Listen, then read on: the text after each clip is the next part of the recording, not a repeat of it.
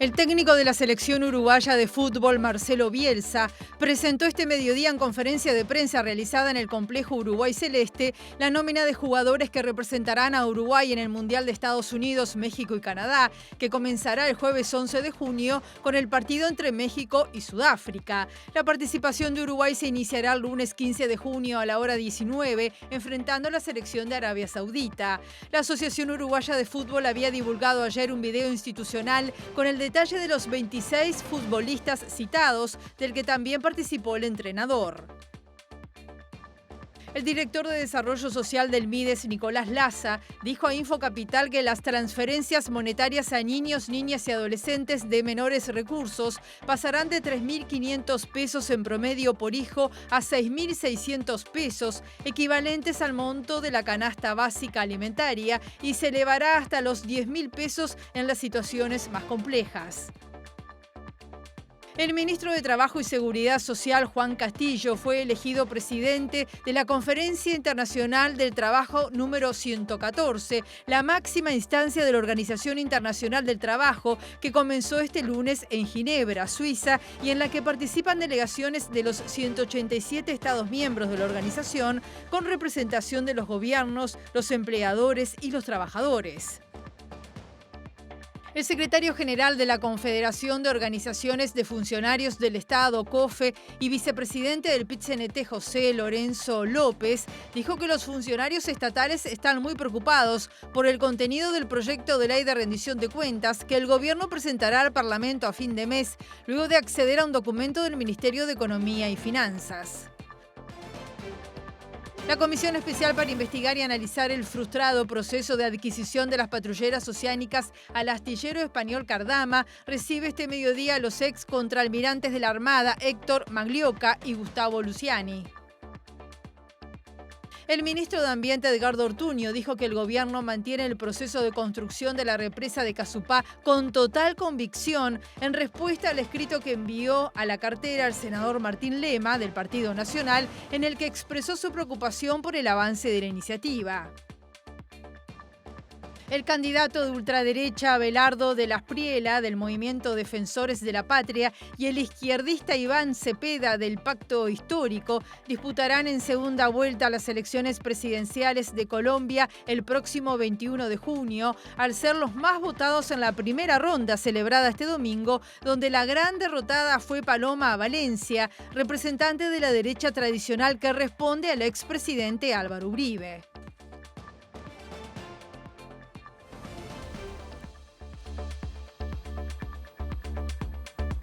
Hola, ¿qué tal? ¿Cómo están? Bienvenidas, bienvenidos a Infocapital. Comenzamos con la información con 13 grados a esta hora aquí en Montevideo. Una jornada con el cielo nuboso, cubierto, con los vientos soplando del sector sureste al este entre 10 a 30 kilómetros por hora, con una máxima anunciada nada más que de 14 grados. Para mañana se habla también de un cielo nuboso, periodos de cubierto, baja probabilidad de precipitaciones escasas y los vientos soplando del sector noreste y este entre 10 a 30 kilómetros, en este caso con una máxima anunciada de 17 grados. Y para el miércoles, Inumet habla de un cielo algo nuboso y nuboso, con los vientos soplando del noreste entre 20 y 30 kilómetros por hora y una máxima anunciada para el miércoles de 19 grados. En el inicio nos vamos a Torre Ejecutiva, está nuestro periodista Martín Duarte. El gobierno lanza lo que se llama la segunda edición del programa Uruguay Impulsa. Está hablando el director de la OPP, Rodrigo Arim. Estamos preservando y reservando. Así es, Rosina. Arim está explicando que fueron 50.000 los uruguayos y uruguayas que se anotaron a esta instancia de Uruguay Impulsa. Lo escuchamos. ¿Cuánto es la remuneración y cuántos meses de trabajo? Son 4 meses de trabajo, con jornales que son cerca entre 20 y 22 jornales por mes. Una remuneración que está algo por encima de los 20.000 pesos si hicieran todos los jornales. Pero voy a decir, son los jornales de trabajo más la formación. La idea es que funcione no solamente como un mecanismo para mejorar los ingresos de personas que hoy lo necesitan, de compatriotas que hoy lo necesitan, sino como un mecanismo para mejorar su formación y su inserción futura en el mercado de trabajo. ¿Por dónde se inscriben y qué vínculo tienen con las intendencias? Yo diría, este es un programa novedoso de ese plano y no me canso de reivindicarlo. Es un programa que se financia fundamentalmente con recursos del gobierno central, donde las intendencias colocan sí también recursos propios y además generan la oferta laboral y recursos del INEFOP. Por lo tanto, es un programa en donde convergemos distintos actores que tenemos que ver con la gestión institucional. Arín, estamos en vivo para te ciudad. Usted hacía referencia a la cantidad de inscriptos, cómo va a ser la selección y cuál va a ser el cupo final justamente que obtendrá estos meses de trabajo. 5.500 cupos en total. La selección, tenemos 10 días abiertos de inscripciones, que es por página web, que se pueden hacer directamente por la página web, o inclusive con consultas en los gobiernos departamentales, que han abierto sus puertas en esta dirección.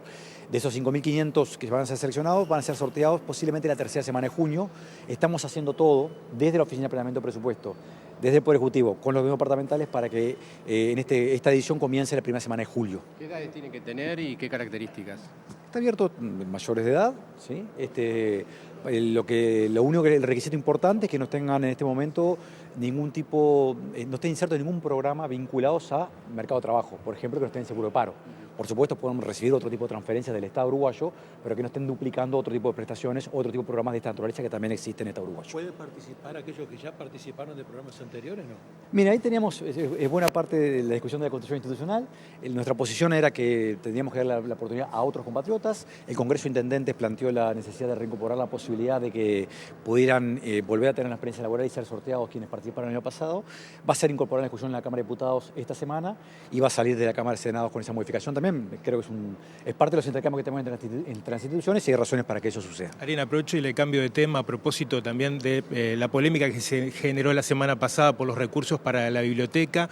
¿Ha habido alguna instancia de negociación con el Ministerio de Economía o Educación y Cultura para poder, de ese anuncio que se hizo, bueno, aproximarse un poco más a la cifra de las etapas que requiere la reforma? No, yo ya hice la aclaración la semana pasada. La primera etapa de la reforma está asegurada con recursos presupuestales que ya tenemos previstos en el equipo económico desde el año pasado, cuando votamos el presupuesto quinquenal, y con la previsión de obras que tenemos para todo el quinquenio. Entonces, la buena noticia acá es que vamos a empezar a construir en el 2027 una nueva biblioteca, que además lo que estamos haciendo hoy en la Biblioteca Nacional con fondos del Ministerio de Educación y Cultura es consistente con eso. Si ustedes ven, ya están en obras el frente de la biblioteca y se abrieron nuevos espacios ya este año. Entonces, este año estamos terminando de hacer una cotización de la primera etapa, pero lo que es seguro que en el 2027 va a haber una licitación para avanzar en estas obras. Vamos a camino a una Nueva Biblioteca Nacional en etapas, como corresponde a un criterio de seriedad a la hora del uso de recursos públicos. ¿Por qué se manejaba que era el subsuelo número 1, el subsuelo número 2 y se hablaba de 6 millones de dólares? ¿Se puede hablar de cifras o no? No, yo creo que hay un cierto fetichismo con las cifras. Acá lo importante es que la Biblioteca Nacional avanza, que es una prioridad del Presidente de la República. Las cifras las manejó el propio Ministerio. Por supuesto, lo que digo, no estoy planteando que las cifras estén bien o mal, lo que estoy planteando es una cosa distinta, lo importante es la obra. ¿Sí? Y hemos discutido más sobre la cifra que sobre la obra, y eso creo que no le hace bien en general el intercambio en Uruguay. Acá hay una obra que es sustantiva, que implica un cambio de modelo de Biblioteca Nacional, una biblioteca que está pensada para el siglo XXI y que ha sido tan importante a lo largo de la historia republicana del país.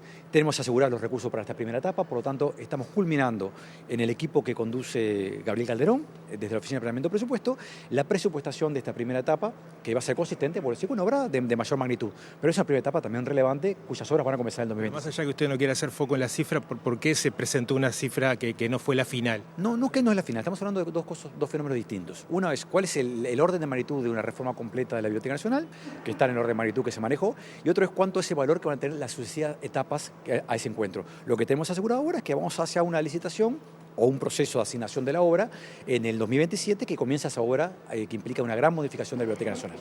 ¿Ya comenzó el proceso para, de alguna manera, obtener recursos a ser destinadas a las áreas que ha definido el gobierno en la próxima rendición de cuentas? ¿Cómo se viene trabajando? ¿Cuál es el cronograma de trabajo? Yo iría bilateralmente con todos los ministerios, como corresponde, de tal manera de generar los espacios fiscales para asegurar lo que son prioridades absolutamente relevantes en este 2026. Infancia, seguridad y situación de calle. ¿Y qué pasa con los lugares en donde se les va a sacar el dinero para reasignar a estas prioridades?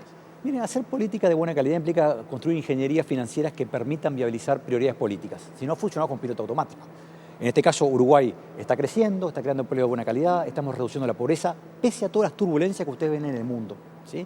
En este contexto, seguimos trabajando para priorizar lo que entendemos que la ciudadanía cree central en este 2026. Y estas son las tres áreas. ¿Esto quiere decir que se han afectado otras políticas? No, quiere decir que vamos a generar mecanismos de priorización en donde en 2026 podemos asignar recursos bien relevantes para infancia, para seguridad y para situación de calle. Con infancia, con noticias muy importantes. Gracias al diálogo social vamos a entrar en un proceso de reestructuración y refundacionalización del sistema de protección social de la infancia en Uruguay en general. Gracias. Gracias. Bueno, Rodrigo Arín haciendo referencia a varios temas, entre ellos lo que es el lanzamiento del Uruguay Impulsa, pero también aspectos vinculados a la biblioteca y a la próxima rendición de cuentas. Sigan por allí, compañeros. Muchas gracias, Martín. Bueno, el entrenador de la selección uruguaya, Marcelo Bielsa, dio hoy una extensa conferencia de prensa y allí, entre otros temas, explicó los motivos por los que se optó por no realizar amistosos en la previa del Mundial y además aclaró que de momento no tiene una oferta de la Asociación Uruguaya de Fútbol para continuar en el cargo, pero no cierra la puerta. Fue una temporada muy larga y muy desgastante para algunos jugadores y pensamos que pasar el tiempo de preparación acá en Montevideo iba a ser agradable, ¿no?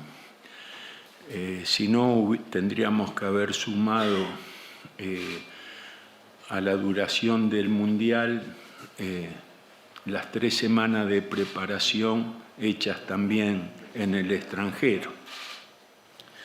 Entonces teníamos esa idea de jugar un partido en Montevideo y otro en una ciudad del interior, pero se fue complicando la instrumentación de la idea. Nos costó conseguir rivales, de hecho, los rivales a los que podíamos enfrentar no respondían a las expectativas que teníamos. Hay un montón de esos argumentos que reunidos hicieron que decidiéramos que esa posibilidad había que descartarla porque no favorecía la preparación del Mundial, sino que la dificultaba. Yo no hablé de terminar y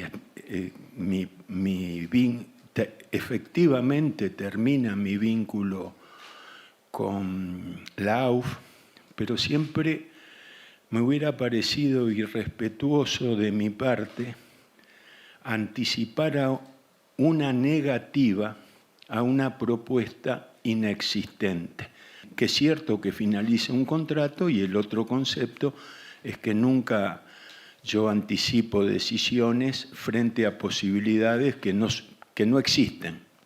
Si me veo obligado, contesto. Si no me veo obligado, no contesto porque no corresponde contestar.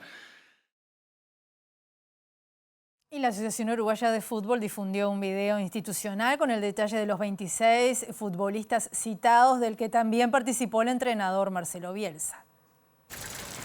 En el video divulgado este domingo por la AUF se dio a conocer la lista final de convocados para la cita mundialista, donde Uruguay debutará el lunes 15 de junio ante Arabia Saudita en Miami. 6 días después, el domingo 21, se enfrentará a Cabo Verde en la misma sede y cerrará la fase de grupo el viernes 26 en Guadalajara ante España. Los arqueros elegidos por Bielsa son Sergio Roget, Fernando Muslera y Santiago Mele. Los defensores Guillermo Varela, Ronald Araujo, José María Jiménez, Santiago Bueno, Sebastián Cáceres, Matías Olivera, Joaquín Piquerés y Matías Viña. Los mediocampistas que jugarán por Uruguay son Juan Manuel Sanabria, Manuel Ugarte, Emiliano Martínez, Rodrigo Bentancur, Federico Valverde, Agustín Canovio, Georgian de Arrascaeta, Nicolás de la Cruz, Facundo Pelistri, Rodrigo Salazar, Maxi Araujo y Brian Rodríguez. Los atacantes elegidos son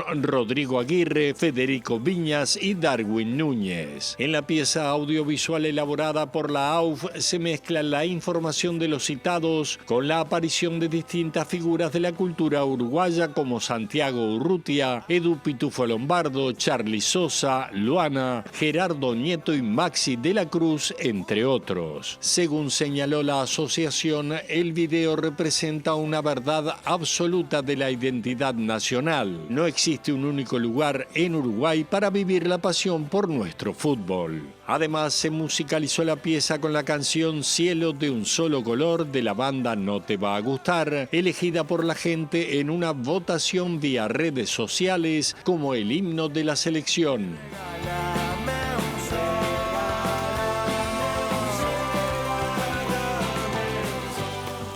En el Parlamento están pasando cosas muy importantes. El canciller Mario Lubetkin le acaba de entregar a la vicepresidenta Carolina Cose el acuerdo Mercosur-EFTA. Está Federico Jurkovic, está hablando el canciller. Vamos hacia allí. Preguntándole a los productores de pesca que el día 2 de mayo ya colocaron su primer producto en Lituania y bueno, lo que hemos logrado tanto a nivel de miel como el 63% de la producción, dentro de la cuota que nos tocaba este año de la producción de arroz, y ahora hemos iniciado con la carne, que también va a ser a 3/3, pero estamos muy confiados que nos va a ir bien. ¿Y qué les interesa a los países del EFTA comprarnos? Bueno, el tipo de acuerdo tiene la diferencia de que es un acuerdo a 4 países que no estaban dentro de la Unión Europea, pero que no tienen acuerdo aduanero entre ellos.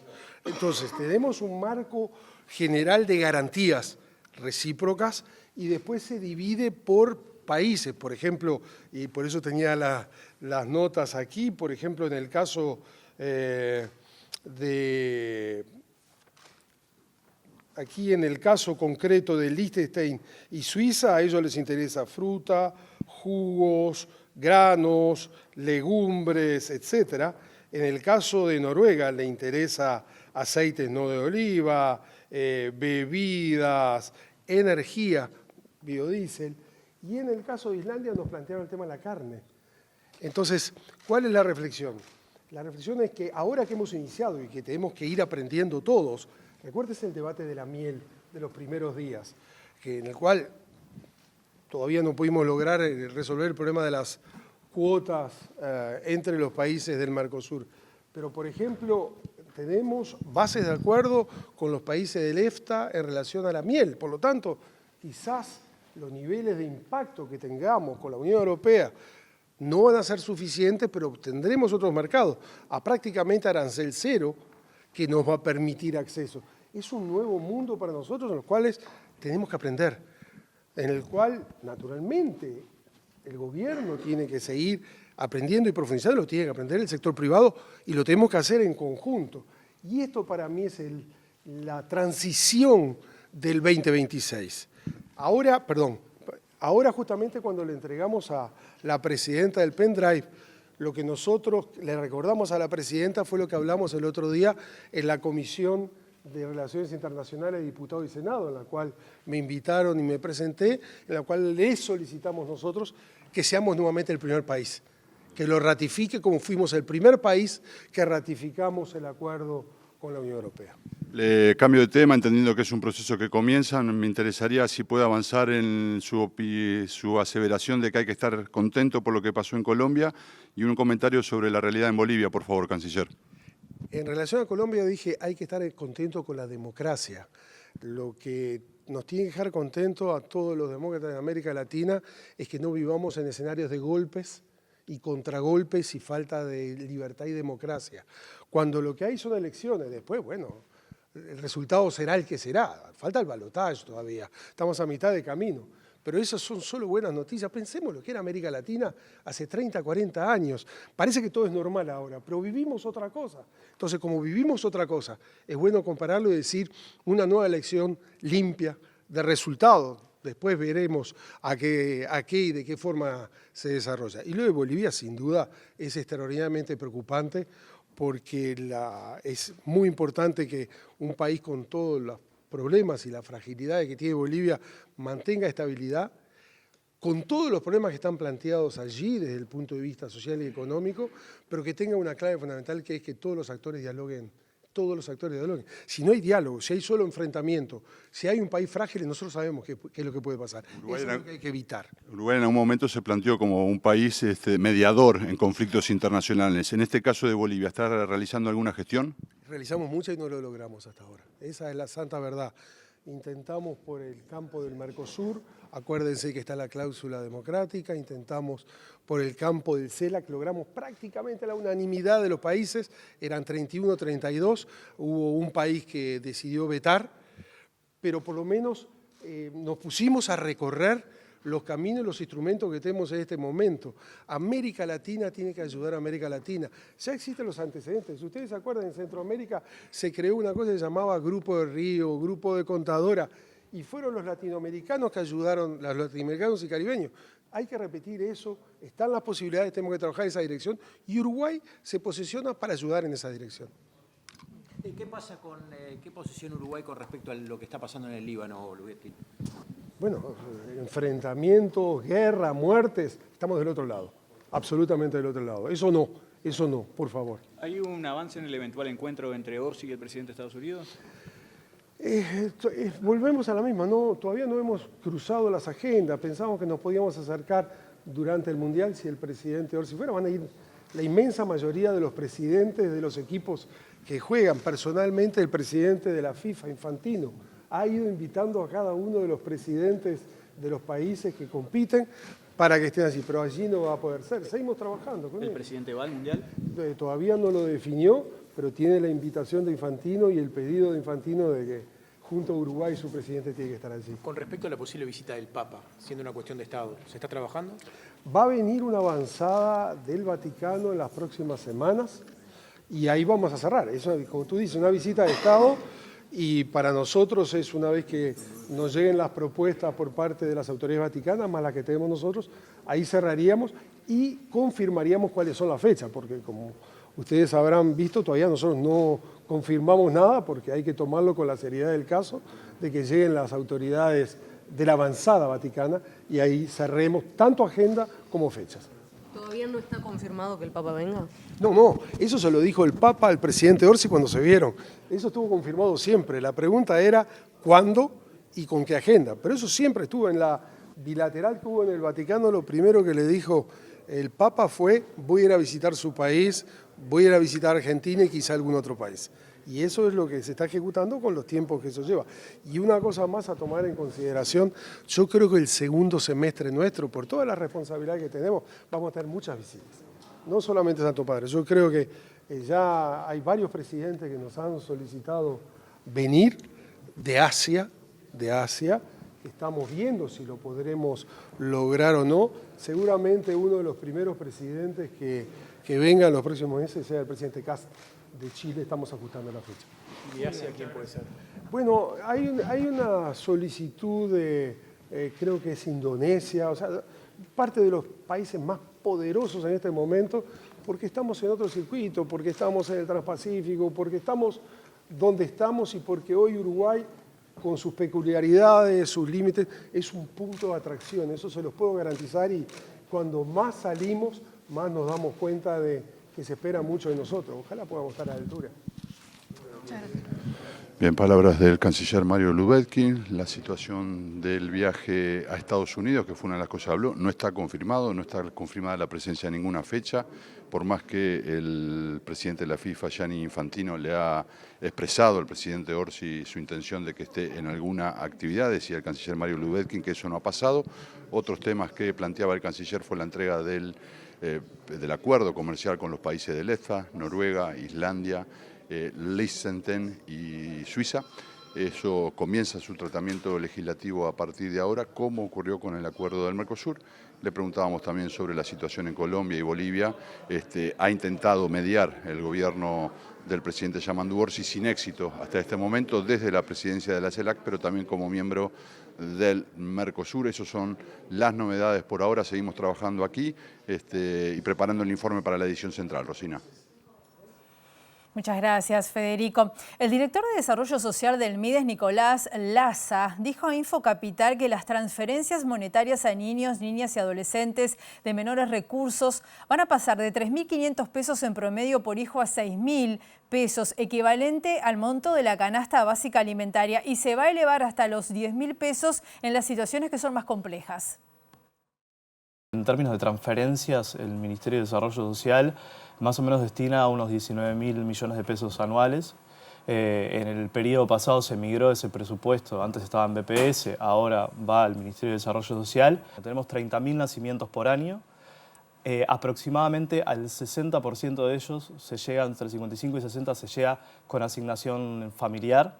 Es decir, hay una cobertura bastante grande, sobre todo en el acompañamiento a la hora del nacimiento. Un 25% recibe tarjeta de Uruguay Social, que es la tarjeta MIDES que se conoce habitualmente, y la mitad, un 12,5%, recibe tarjeta Uruguay Social doble, quiere decir, son los que están en situación más complicada. El mensaje presupuestal que se debe entregar antes del 30 de junio va a unificar las prestaciones y se aumentará el monto de transferencias. Hoy el promedio es de 3.500 pesos por niño o por niña y vamos a tener un incremento también de las transferencias porque se va a empezar a tomar como referencia la canasta básica alimentaria. Entonces, que hoy está ubicada en 6.600 pesos aproximadamente. Solo la alimentaria. Es la alimentaria, claro, es la que se toma en cuenta para este cálculo. Y esto lo que te va a implicar es que cuando vos tengas, además, infancias o personas gestantes o gurises hasta los 3 años, tenga un incremento para las situaciones más complejas de un 50%, o sea, tenga un incremento del 50%. ¿Qué es lo que va a pasar? Que los gurises que nazcan en los hogares más complicados van a recibir de base una prestación de cerca de 10.000 pesos por gurí. Entonces ¿Y eso a partir de cuándo sería? Bueno, esto es parte de lo que se va a incluir en el mensaje de la rendición de cuentas. Si se aprueba en el Parlamento, empezará a regir a partir del 1 de enero del 2027. Y se está inaugurando en la Intendencia de Montevideo la Feria Infantil y Juvenil del Libro. Es una actividad preciosa. Estaba hablando hasta hace unos minutos el intendente Mario Vergara. Está Eduardo Delgado allí. Desde pequeño, seguramente. Así es, Rosina, lanzamiento de la 24ª edición de la Feria del Libro Infantil y Juvenil aquí en la Sala Dorado Gonzalo Carámbula del Palacio Municipal. Esta feria se podrá visitar desde hoy hasta el 14 de junio. Contará con múltiples propuestas, entre las que se destacan presentaciones de libros, charlas con autores nacionales y también internacionales, los juegos y las propuestas de teatro, cine y música. Hay que recordar que estará abierta de lunes a viernes de 9 a 19 horas, mientras que los sábados y los domingos funcionará de 12 a 20 horas. De la actividad de inauguración participa el ministro de Educación y Cultura, José Carlos Maía, la directora del Departamento de Cultura, Débora Quirin, y el presidente de la Cámara Uruguaya del Libro, Álvaro Rizzo, junto a quien está hablando, el intendente Mario Vergara, quien destacó que esta es la primera actividad que se realiza en esta sala, la ex Sala Dorada, ahora Sala Dorada Gonzalo Carámbula, con este cambio de nombre que tuvo la semana pasada. Lo dejo con las palabras del intendente de Montevideo. De las lecturas, de las actividades, del cine, de todas las 170 actividades que también mágicamente lograron coordinarse en un tiempo corto, que sean de disfrute de los más chicos, montevideanos y montevideanas, que sean del disfrute también de los adultos y los adultos mayores que también generan aquí su vínculo en la familia, su vínculo con hijos, hijas, nietos, que son parte también del disfrute de la feria. Así que muchísimas gracias por este empuje, muchísimas gracias por la organización. La Intendencia se siente gratificada y halagada con seguir siendo parte de este proceso y a seguir empujando la lectura, la creatividad, el ingenio, la cultura en nuestro país, que es tan importante para mejorar todos los elementos de convivencia que tanto tenemos que cuidar entre uruguayos y uruguayas, y en particular en el departamento de Montevideo. Así que muchísimas gracias a todas y todos. Gracias, intendente. Vamos a darle la palabra al ministro de Educación y Cultura, José Carlos Maía. Muy buenos días. En primer lugar, saludarles a todas y a todos, particularmente al intendente Mario Vergara y a todas las autoridades de la Intendencia aquí presentes, a los representantes del cuerpo diplomático que están acá, y realmente para nosotros es muy importante contar con ustedes, y por supuesto a todos quienes componen de alguna manera el mundo del libro, por llamarlo de esta forma, es decir, que tiene varias miradas y varios aspectos que hacen desde distintos puntos de vista al libro en toda su capacidad. Quiero empezar por referir a lo que señalaba recién Mario. Realmente es una profunda alegría que se le haya designado con el nombre de Gonzalo Carámbula a esta sala. No todos quienes están aquí tienen por qué saber quién fue Gonzalo Carámbula. aunque tuvo una enorme trayectoria. Pero Gonzalo fue muchas cosas, fue un hombre que defendió mucho la libertad, la democracia, y es un hombre que vivió apegado a la convicción de sus ideas, pero también un gran difusor y multiplicador de cultura. Y por eso, como bien decía el intendente, que haya coincidido esta primera actividad con lo que fue una de las perspectivas fundamentales para él, que fue la cultura como vehículo de valores y de mirar eso desde los distintos ángulos que puede ser, que son múltiples, pero sobre todo no tener un encasillamiento ni de gobierno ni partidario, sino plural y diverso.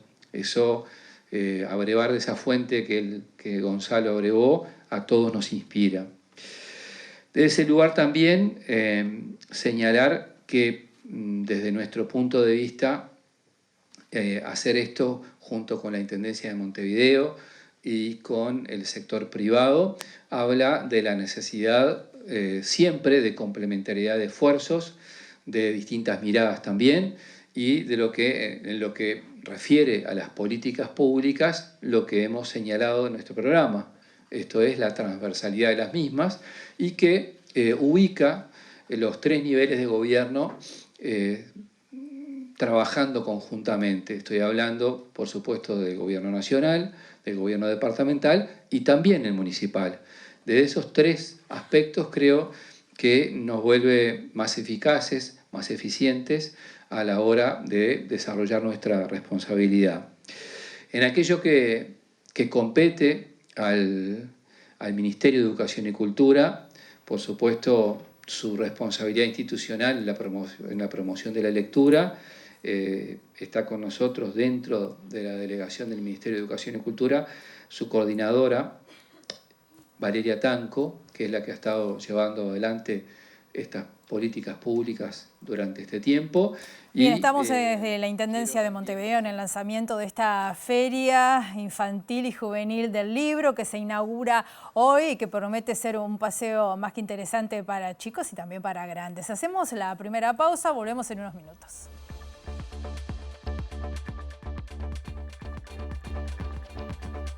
Segundo bloque de Info Capital, continuamos con la información y seguimos hablando de Bielsa porque dio una conferencia bastante extensa, habló de todo. En particular explicó que no hay motivos extradeportivos en la decisión de no convocar al Mundial a Nathan Nández, y respecto a Luis Suárez sostuvo que tras la decisión del futbolista de retirarse de la selección optó por darle minutos de juego a otros atacantes. Los motivos de la ausencia de Nández son deportivos. No hay ningún otro motivo que tenga que ver con algo que no sea deportivo. Primero, Nández nunca tuvo conmigo diferencias o discusiones o enfrentamientos que me tuvieran que haber obligado a mí a considerar algo fuera de lo deportivo. Es puramente haber optado por otros jugadores en lugar de haber elegido a Nández. Eso me pasó en muchos jugadores que quedaron excluidos porque me pareció que eran otros los que resolvían las necesidades que presenta cada una de las posiciones. Yo no tengo ninguna diferencia con Suárez, pero opté por Darwin, por Viña y por Rodrigo Aguirre. En todas las decisiones que uno toma pueden constituir errores, pero son decisiones donde no me guía nada que no sea lo que considero que es mejor para para la suerte deportiva del equipo. Del Mundial, pero en este caso del 2030, porque se supo hace algunos minutos que el presidente de la República, Yamandu Orsi, va a estar recibiendo hoy a partir de las 14 horas allí en la sede de la Torre Ejecutiva al senador colorado Pedro Bordaberry para analizar la marcha del proyecto del Mundial 2030 en el cual Uruguay sería sede del partido inaugural. Vamos a ampliar esa información en nuestra edición central. Entre tanto, les contamos que el ministro de Trabajo y Seguridad Social, Juan Castillo, fue elegido presidente de la Conferencia Internacional del Trabajo, la número 114. Es la máxima instancia de la Organización Internacional del Trabajo que comenzó hoy en Ginebra, Suiza, y en la que están participando delegaciones de los 187 Estados miembros de la organización, con representación de los gobiernos, los empleadores y los trabajadores. En su discurso inicial, Castillo destacó que la gran discusión de nuestro tiempo no es tecnológica, es ante todo una cuestión profundamente política y fundamentalmente humana. El futuro del trabajo no será definido únicamente por los avances tecnológicos, sino por las decisiones políticas, institucionales y sociales que adoptemos colectivamente, enfatizó Castillo. La inteligencia artificial puede contribuir a aumentar la productividad, mejorar los servicios, ampliar oportunidades y fortalecer capacidades, aunque también pueden profundizar desigualdades, precarizar el empleo, debilitar derechos y aumentar la concentración económica si no existe una gobernanza democrática, transparente y centrada en las personas. Por eso, el diálogo social, la negociación colectiva y el tripartismo no son consignas del pasado. Son una necesidad estratégica del presente y del futuro.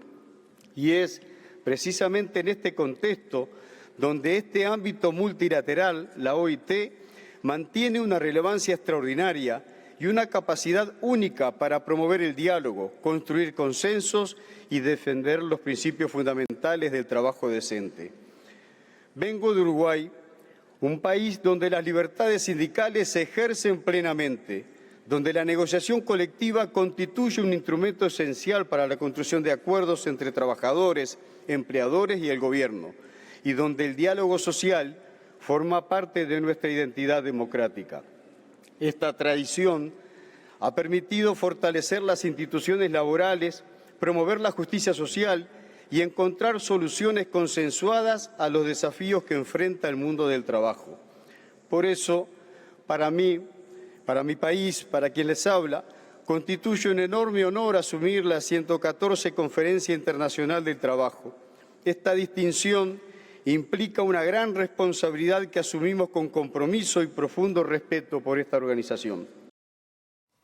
El secretario general de la Confederación de Organizaciones de Funcionarios del Estado, COFE, y además vicepresidente del PIT-CNT, José Lorenzo López, dijo que los funcionarios estatales están muy preocupados por el contenido del proyecto de ley de la rendición de cuentas que el gobierno va a estar presentando al Parlamento a fin de mes, luego de acceder a un documento del Ministerio de Economía y Finanzas. Bajarle los decibeles, lo que dijo el ministro es lo que seguramente se va a hacer, que es reasignar partidas. Lo que va a hacer es sacar de un lado para asignar en otro. Y eso claramente es un ajuste. Entonces eso nos preocupa, por eso hemos convocado al Departamento de Estatales del PIT-CNT. El Secretariado Ejecutivo de la Central Obrera analizará este martes el documento del Ministerio de Economía y no se descarta pedir la convocatoria del Consejo Superior Tripartito de Negociación Colectiva del Sector Público para plantear la preocupación de los trabajadores estatales. José López recordó que está previsto para el próximo 10 de junio un paro general parcial del PIT-CNT de 9 a 13 horas y que en ese marco varios sindicatos de trabajadores estatales detendrán sus tareas durante toda la jornada. Nosotros tuvimos acceso a un documento del Ministerio de Economía que le llegó a todos los incisos, en el cual se establece claramente de que esta rendición de cuentas no puede tener costo, o sea que es costo cero, así lo establece, y que aparte lo que se habilita para el gasto es lo ejecutado en el año corriente. O sea que en algunos casos no solo se va a hacer costo cero, sino que va a haber ajuste del presupuesto en función a lo que se había determinado en la ley de presupuesto. Esto a nosotros nos preocupa mucho, porque más allá de lo que se dijo en el Consejo de Ministros y en la conferencia de prensa que se hizo posterior, donde se intentó de alguna manera bajarle los decibeles, lo que dijo el ministro es lo que seguramente se va a hacer, que es reasignar partidas. Lo que va a hacer es sacar de un lado para asignar en otro. Y eso claramente es un ajuste. Entonces eso nos preocupa, por eso hemos convocado al Departamento de Estatales del PICNT, se va a reunir el día miércoles. Mañana este tema se va a abordar en el Secretariado Ejecutivo del PICNT y seguramente allí el miércoles se defina pedir la convocatoria al Consejo Superior de Negociación Colectiva en el sector público para plantear esta preocupación, para saber de primera mano qué es lo que está implementando o lo que piensa implementar el gobierno. El director del Departamento de Desarrollo Ambiental de la Intendencia de Montevideo, Leonardo Herú, comparece este mediodía ante la Junta Departamental. Fue convocado por el edil Juan Ignacio Abdala del Partido Nacional para que explique el alcance del plan de limpieza que lleva adelante la comuna capitalina. Lo que está haciendo la Intendencia no es cambiar el modelo, como se dice, están cambiando el recipiente. Si no cambian el modelo, lo que va a pasar es que como hoy se desbordan los contenedores en la vía pública, se van a desbordar los contenedores en la casa de la gente. Entonces, ¿en qué parte del plan, que la respuesta es que no lo dice, por supuesto, dice que cuando la Intendencia genere un paro de ADEOM, ¿qué va a pasar con la basura que se va a desbordar dentro de las casas de la gente? ¿Qué va a pasar con las fiestas, que vemos el problema que hay? Entonces, por todo eso es que nosotros entendemos, sumado a que pasaron 36 años, pasaron miles de millones de dólares y todavía no se solucionó el problema, es que por eso entendemos que la Intendencia tiene que explicar y por eso es que estamos gestionando este llamado a sala que va a acontecer ahora en un rato. ¿Qué zonas hace referencia en cuanto a acumulación de basura ahora? El problema es transversal en toda la ciudad. Tuvimos al director de Desarrollo Ambiental hace pocos días en declaraciones de prensa diciendo que el problema de la recolección estaba solucionado. Yo lo invito a pasear por cualquier parte de Montevideo para ver si el problema de la recolección de residuos está solucionado. Los contenedores están desbordados y se convierten en pequeños basurales, además de los basurales endémicos que tenemos en diferentes barrios de la ciudad, están en todos lados. El sector de centro del Partido Nacional, liderado por el intendente de Paysandú, Nicolás Olivera, le presentó al directorio nacionalista una propuesta para elaborar de inmediato, sin esperar la llegada de los tiempos electorales, una hoja de ruta de acciones en diferentes áreas de gobierno que se considera que no están funcionando de forma adecuada. El intendente Olivera dijo al término de la reunión que la dilatoria del gobierno en la definición del proyecto de GIF Global es un ejemplo de los temas que se plantearán en esta hoja de ruta que se reclamó al directorio del Partido Nacional. Tiene que ver con que un gobierno no puede seguir dilatando la definición cuando hay que dar certeza sobre el tema. En esto dése cuenta que es la mayor inversión en la historia de nuestro país que está prevista con 5.300 millones de dólares. ¿En qué está la situación hoy? Bueno, el presidente me ha dicho que tiene claro cómo avanzar, pero el gobierno no ha avanzado en ese sentido. Por eso que entendemos que también tiene que poner primera y quinta, ¿para qué? Para dar una señal a la empresa y al resto del mundo de que Uruguay es un país que quiere ponerse a la vanguardia de lo que es el recambio, una nueva fase en el recambio de nuestra matriz energética. Bueno, no le voy a decir porque lo dirá él en su momento, pero es cierto que creo que cada día que pasa, me parece que no es una buena señal en ese sentido. ¿Qué pasa con la situación del Portland en su departamento? ¿Hay conflicto de FANCAP y demás? ¿En qué está la situación de la industria cementera? Creo que el gobierno puso un parate en aquella idea original que tenía de cerrar Paysandú y concentrar su actividad en minas. Creo que estaba en un parate, tiene que ver algo con GIF, me parece que van a haber definiciones conjuntas, espero que pronto. Lo cierto es que no ha sido muy prolijo el mecanismo que ha usado el gobierno para sincerar el problema que tiene con el sector Portland, ¿no? ¿Cómo lo ve la Intendencia? La Intendencia está, lo que nosotros hemos dicho es, todo el sistema político sanducero hemos dicho una sola palabra, es, estamos de acuerdo que ANCAP intervenga, que quiera reconfigurar el negocio, que lo haga rentable, no pagando el precio de los sanduceros de esa reconversión, ¿no? El diputado Fermín Fariña del Partido Nacional va a convocar al Parlamento al ministro de Educación y Cultura, José Carlos Maía, y a las autoridades de la Biblioteca Nacional tras las contradicciones que entiende surgieron en los últimos días en cuanto al presupuesto que se prevé destinar finalmente para las obras de recuperación edilicia del edificio. El diputado Fariña dijo que a su entender se generaron importantes contradicciones en el gobierno en cuanto al presupuesto destinado a la Biblioteca del Futuro. El legislador nacionalista mencionó declaraciones del director de la Oficina de Planeamiento y Presupuesto, Rodrigo Arim, quien calificó como un error de comunicación lo expresado públicamente en conferencia de prensa por los jerarcas de la educación. El gobierno anunció en el marco del Día del Libro el inicio de las obras de restauración de la Biblioteca Nacional con una inversión proyectada de entre 20 y 30 millones de dólares. Fariña señaló que hace un año se cerró la principal institución bibliográfica y patrimonial del país, hablando de una supuesta emergencia edilicia, riesgos estructurales que nunca terminaron de acreditar con claridad. Hoy vuelven a protagonizar otro episodio de improvisación, anunciando inversiones millonarias que el propio gobierno termina contradiciendo a las pocas horas, expresó. El legislador confirmó que impulsará la convocatoria de las autoridades responsables al Parlamento para que brinden explicaciones formales sobre las decisiones adoptadas y la situación real del proyecto presentado públicamente. Cuando un gobierno anuncia 30 millones de dólares sin respaldo presupuestal y luego reconoce que todo fue un error de comunicación, ya no estamos frente a una desprolijidad, estamos frente a improvisación e incapacidad. Alguien tiene que hacerse responsable políticamente, concluyó. A propósito de este tema, fuentes del gobierno consultadas por Infocapital indicaron que esta semana se realizará una reunión de autoridades de los Ministerios de Educación y Cultura, de Economía y Finanzas y de la OPP para acordar una comunicación en conjunto del Poder Ejecutivo respecto al proyecto de obras en la Biblioteca Nacional.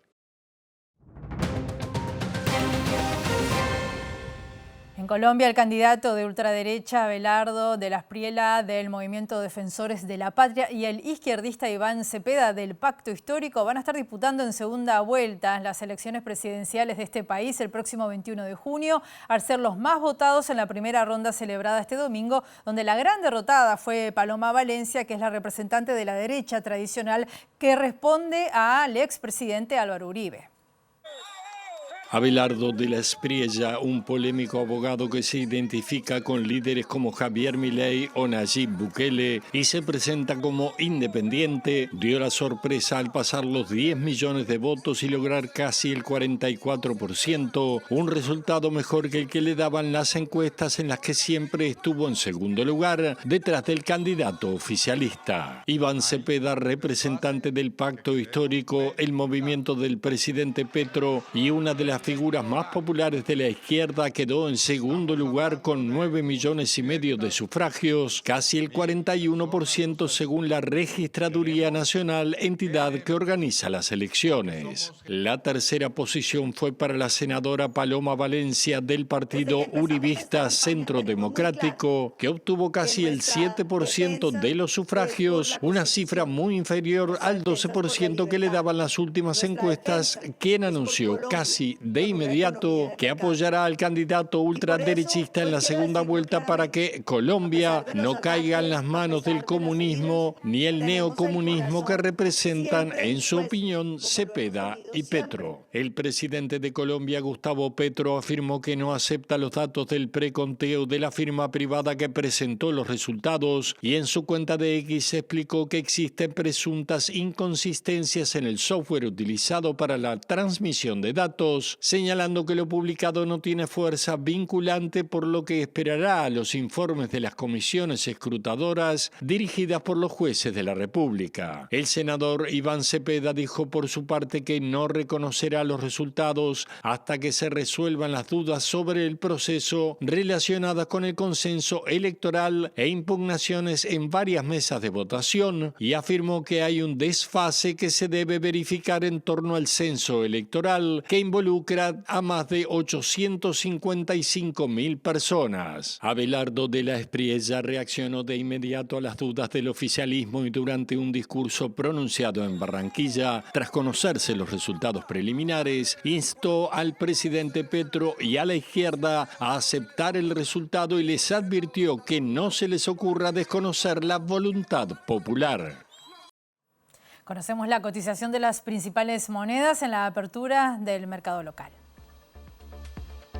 El dólar cotiza al alza, a la compra 39,10, a la venta 41,30. El peso argentino se mantiene en 0,02 a la compra y 0,20 a la venta. Subió el real, que se ubica a 7,10 a la compra y 8,80 a la venta. Bajó el euro, 44,33 a la compra y está a la venta en 49,35. Y la unidad indexada está ubicada en 6,5583. Nos vamos, volvemos en la edición central a las 18:55. Que pasen ustedes muy bien.